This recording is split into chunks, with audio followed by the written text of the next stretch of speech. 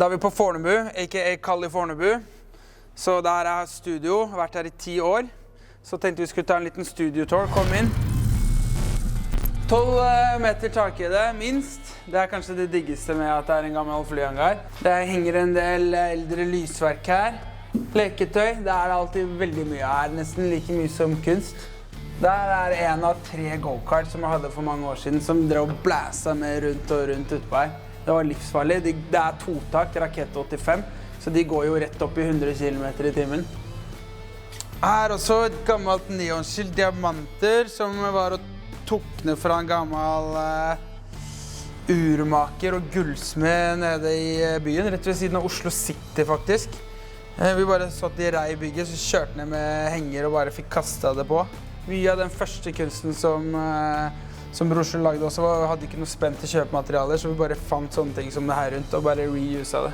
Det er jo egentlig bare gangen inn til her jeg egentlig står og jobber og maler. Så det er litt sånn, jeg får egentlig ikke lov å ha noen ting her, for det er brannfarlig, sier de. Sånn er det når du lager kunst, du må bare lage masse ting hele tiden. Du kan ikke lage en piece og vente på at den skal bli solgt, for noen ganger så blir tingene solgt med en gang de er ferdige, og noen ganger så henger de et år, ikke sant? Så da er det selvfølgelig litt kjipt hvis du har puttet kanskje 50-60 000 inn i produksjonen av et verk, og så henger det der, men det er bare, det er business når du er kunstner, ass. Så man må bare lage masse hele tiden. Det er jævlig gøy. Her er det enda mer leketøy. Har litt pauseaktiviteter. Så hvis jeg er litt sliten, hvis jeg sitter her og grinder på et maleri eller noe design, så blir jeg litt sliten, så stikker jeg alltid ut og kjører litt cross i stedet for. Det er liksom en free spot, da. Det var det jeg opprinnelig prøvde å lage her ute. Vi kjører bare crosser rundt der, vi cruiser biler, vi drifter, vi står og griller, vi brenner i tønner. Det er jo egentlig ikke noe god å kjøre cross. Jeg bare, etter hvert når jeg begynte å tjene penger på kunst, så tenkte jeg bare, fuck yeah, selvfølgelig skal jeg ha meg en crosser. 450 kava. Alltid mye gamle ting som bare har blitt stående rundt her og sånn. Den jakka her, den artpiecen her, er jo egentlig ble vist på Moteuka i 2017. Dinosaur Frank, det er en fictional actionfigur som vi designet, og hele incasingen til jakka skulle liksom bare se ut som en leketøysboks da, på butikken. Dinosaur Frank, han er Dinosaur Slayer i en postapokalyptisk verden. T-Rex must die. 0-3 år, choking hazards, 18 pluss, small parts, product may differ from product image, bisexual dildo, I see on TV, not included. Det er så dumt. Her inne er egentlig her hvor jeg står og maler og bare blæster mur og maling og lim over hele skitten. Jeg hadde noen kids her som var på jobbskygging. Det ble ikke noe skygging, de måtte jobbe, så de måtte male hele rommet. Så nå ser det jo faktisk litt fresh ut her om dagen. Her er teppene som vi lagde i forrige episode. Alle er ferdige nå, det ble jo veldig sexy. Kaktusene skal jeg male om her nå neste uke, så skal jeg dekke dem med et sånt tjukt tokomponentlag, så de blir hardshell, så de kan stå ute i regn. Jeg har lagd tunge baser, så de kan bære på en måte bare frittstående skulpturer ute. Ellers er det bare masse skrot. En gammel tromme som jeg har lyst til å lage noe av en gang. Denne her tenkte jeg kanskje faktisk kunne bli et Infinity-speil med noen Barbie-figurer inni eller et eller annet. Jeg har et ekstra verktøyrom her da, fordi jeg ryddet det gamle verktøyrommet hvor CG-gutta har studio. Så her er det bare utkommende, ingen adgang, strøm, high voltage 8000 volt, sånn at ingen skal komme inn her og buffe verktøy. Men her er det helt blæstende da, med ting. Men jeg har noen gems her inne også, skjønner du? Se på den her. En leke fra 60-tallet. Battery operated spanking bear. Så er det mama bear som spanker lille babybjørn. Så sputter batteri, så bare... Den her er jævlig rå, fordi det her er da batteridreven motorsag. Så den er det bare å blæste på hvis det blir zombie-apokalypse. Da er det den her du må ha.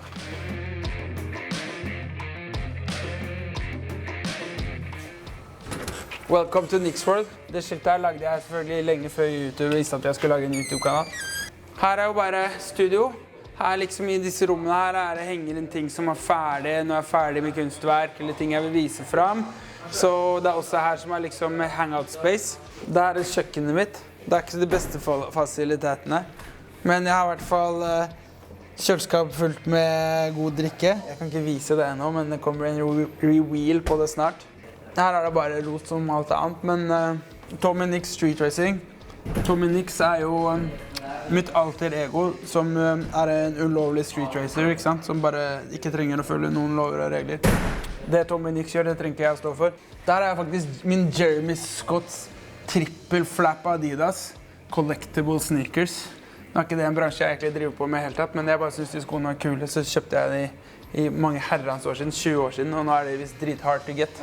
Her også, en liten mosaikk. Den er en piece som jeg og Julius har gjort det sammen. Skjelettet er jo noe jeg vanligvis lager. Trippel øyer er noe Julius vanligvis lager, så vi bare merger den fort. Men det er egentlig en remake av verdens eldste mosaikk som ble funnet i Marokko eller et eller annet sånt. Som ligner litt sånn, det er et slags skjelett i den da, så derfor synes jeg det var rått å lage den. Her også henger det egentlig en rå liten piece, så det var egentlig bare å prøve å få noe til å se ut som et grime i T-banevinduet. Så der ligger 2 lag med plast, og så er det bare tagget på innsiden av plasten. Så det er ingenting som kan bli skrapet av noe. Så det er bare en liten test jeg laget det, så jeg tenkte å lage noen svære noen av det der da. Det er liksom New York Subway Grimy Wipes, som er ganske kul. Den er billig også, 16 000. Bare å kline til. Egentlig her inne henger alt det nyeste jeg har laget. Ting som jeg viser fram. Jeg elsker de maleriene her, ass. Noen 2 unge pøbler som sitter og ser på cross-videoer. Herman er helt rå på wheelrace på sykkel. Han skal bare ta litt mer practice på cross. Eller hva, Herman? Det er bra det. One Way Hermie. Uff, den er vild. Er det 125? Det her også er jo et bord som jeg har laget på CNC-fres. Det er ikke ferdig, jeg har aldri gjort det ferdig, men det er jo egentlig bare svartvalkromal frest ut, så skal jeg runde alle kantene, pusse hele bordet og sette det med voks så det blir vanntett. Det er jævlig kult gjennomfarget materiale, så uansett hvor mange hakk eller noe du får etter bordet, så kan du alltid bare pusse det og vokse det på nytt, så er det good to go igjen. En rosegull vannpeis fra Bioflame. Bare vanndamp og litt varme. Jeg tenkte det var smooth hvis jeg skulle ha det bordet hjemme, fordi da kan kattene stå inne i flammene, ikke sant? Ikke se på den her. Jeg har Shargo her også, så hvis du går tomt for strøm på mobilen, boom. Og den kommer faktisk opp på Shargo-mappet, så noen ganger når du går på hotellet Nord-Alena, så står folk uten her og lurer på om de kan lade mobilen sin her. Jeg bare, nei, det er bare for meg. Ok, kom inn da, lad. Dette er en piece jeg er glad i. Menneskets undergang. Adam og Afro Eva. Ja, det tar litt tid å finne riktig kunde eller riktig fyr som har lyst på, eller og har plass til en så heavy piece da. Men jeg elsker den her, så det er bare kult at den får henge litt på studio. Jeg tror, det er jo ikke helt gratis heller, jeg husker ikke hva den var priset til. Der ja, 270 000. Det er bare å slå til, så kan jeg kjøpe noen flere crossere. Her inne så er Elise sitt kontor. Vi kaller det for rektorskontor. Det er hun som passer på at ting stemmer her, ikke sant? Og så er hun litt streng også når det trengs. Det er akkurat derfor det er gull å ha henne. Elise er litt mer på sånn gypset-vibe, så hun har litt sånn gamle persiske tepper og frynselamper og sånn. Jeg er jævlig takknemlig for at jeg har hun. Da kan jeg fokusere på å lage kunst, så kan hun svare på e-poster, fikse regnskap, snakke med forskjellige folk som vi må deale med, uansett hva det er egentlig.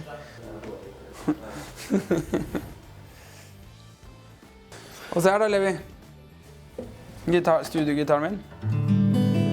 Stemt til og med. Rat Pack er MC-gjengen som jeg er med i. Det er en tung MC-gjeng, for å si det rett ut.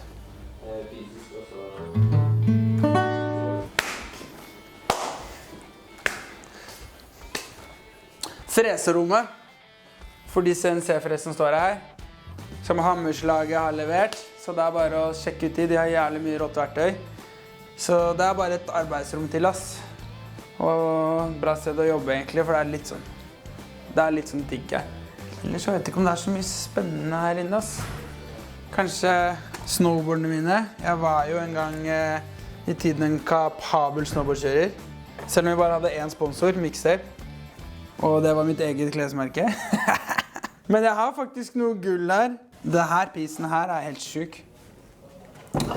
Det her er en prototype fra Yes Snowboards / Chimodu.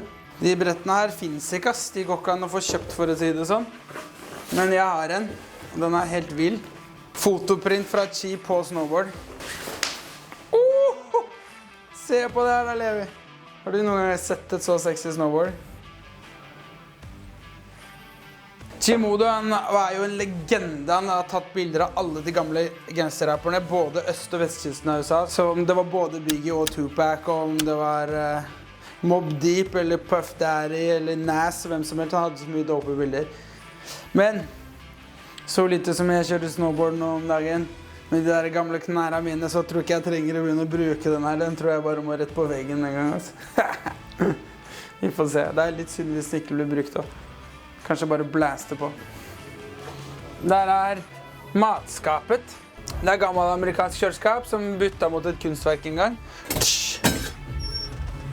Det er selvfølgelig sterkt med kult og vegan sjokomelk.